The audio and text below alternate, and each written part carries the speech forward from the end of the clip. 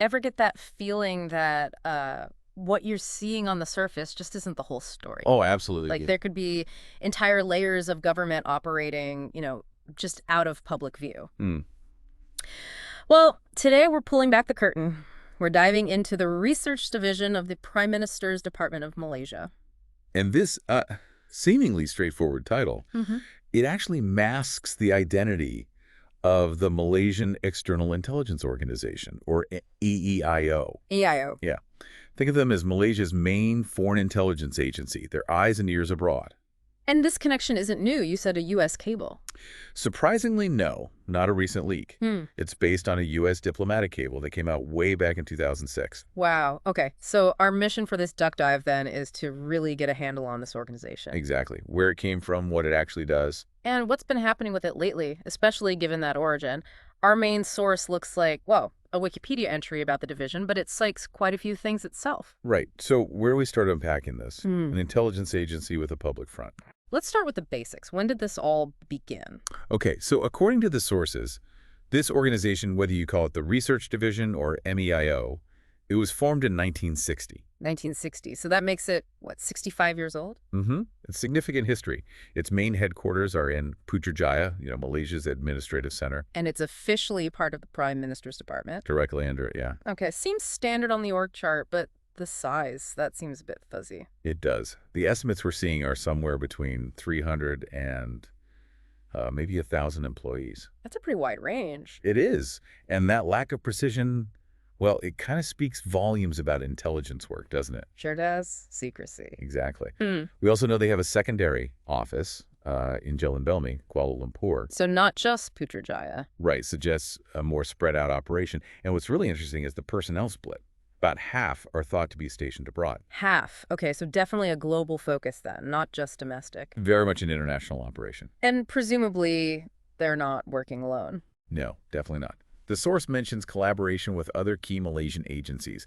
Think the Special Branch, the Malaysia Defense Intelligence Organization. And the National Security Council. Precisely. It's clearly plugged into the wider national security structure. Which makes sense, pooling resources and intel. Yeah, standard practice, really. MEIO seems to be the key player for accessing that covert foreign intelligence and feeding it up the chain to the decision makers. Right. So we have the when and where, but what about the why? What kind of history, what operations has this agency seen over, 6 decades? Well, the source confirms its setup in the 60s was specifically to be Malaysia's main covert foreign intelligence body. Okay. And historically.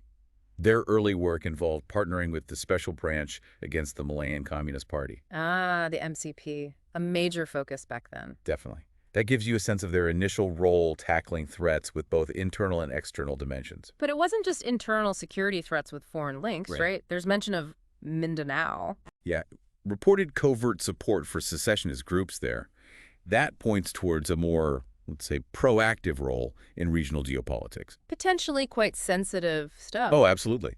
Operations like that show intelligence isn't just about listening. It can be about, well, active engagement, shaping things. And more recently. The focus seems to have shifted towards more contemporary threats.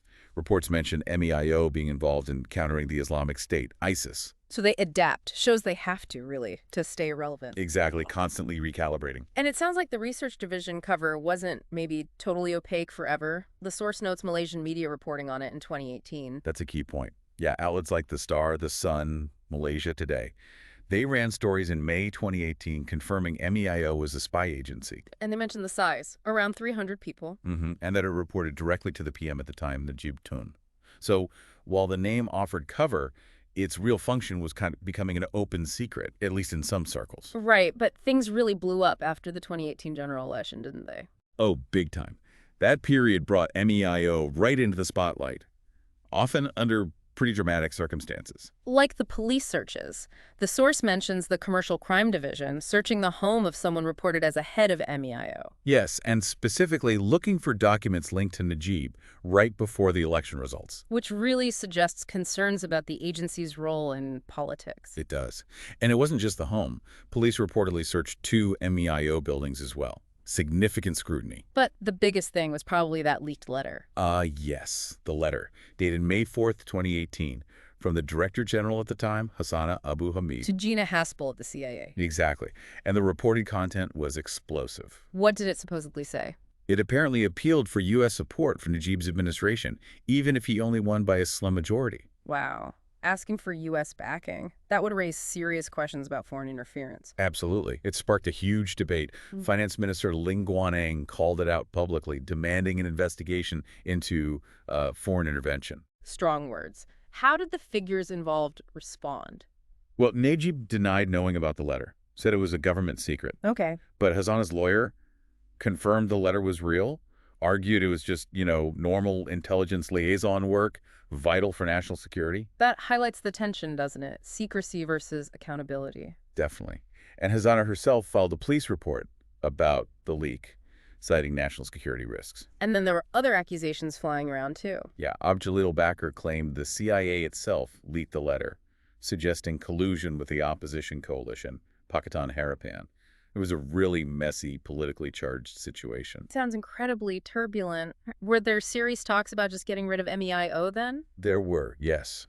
Discussions within the new government in May 2018 about potentially abolishing the agency altogether shows how deep the concerns ran. But it survived. We know Hassana was the DG until the election. Who took over? Hamad Shubli Othman was appointed as the new director in August 2018.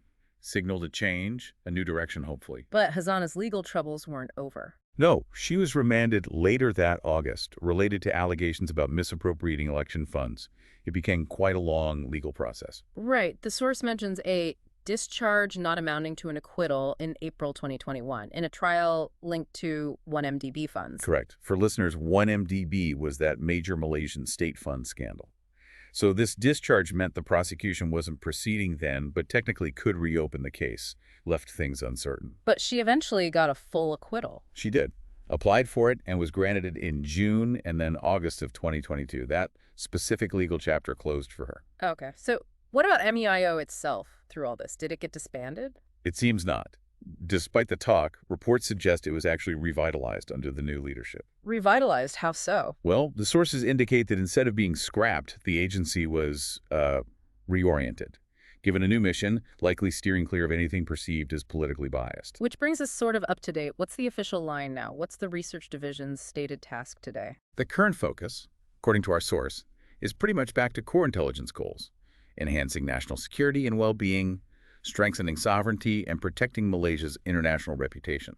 More traditional priorities then. Seems that way, yes. Okay, so let's try to wrap this up. We started with what looked like a simple research division, and it turned out to be MEIO, Malaysia's main foreign intelligence service. We've tracked its, quite long history, its reported roles in fighting communism, regional issues, counterterrorism. And then that really intense public period after the 2018 election, leaks, searches, legal fights. Right. And now, apparently, it's in a phase of renewal, back to focusing on national security. Exactly. It's quite the journey. From a hidden identity to public controversy, and now seemingly a new chapter, really shows how much can be going on behind a simple government department name. It really does. And here's something to maybe chew on. If a public-facing research division can actually be a nation's foreign spy agency, what does that tell us about transparency, about accountability in government? Yeah, it makes you wonder, doesn't it? What other seemingly ordinary departments might have, hidden depths or dual purposes? Definitely some food for thought there. Keep questioning, keep digging, and thanks for taking this deep dive with us.